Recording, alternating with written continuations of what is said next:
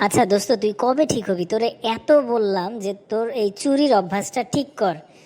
এই শেষবারও তুই চুরি করে ধরা পড়লি, তোরে জামিনে কে বের করছে? আমি বের করছি। তুই নেক্সটে যদি আবার এই ধরনের কাজ করস, আমি কিন্তু আর নাই তোর সঙ্গে।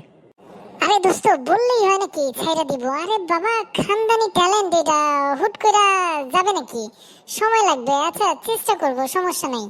আচ্ছা, তুই একটা বিবাহিত মানুষ, তুই যে চুরি করস তোর একবারও খারাপ লাগে না?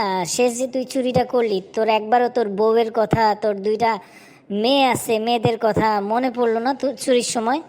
কি যে বলস দোস্ত, আমার বউয়ের কথা আর মেয়ে দুইটার কথা কেন মনে পড়বে না? অনেক মনে পড়ে, অনেক ভালোবাসি ওদের রে। কিন্তু কি করবো দোস্ত, যেখান থেকে চুরি করছিলাম শেষবার সেখানে খালি ছেলেদের জামা কাপড় আর জুতা স্যান্ডেল ছিল, মেয়েদের কোনো কিছু ছিলই না। তো আমি কেন, আমার দোষ কি?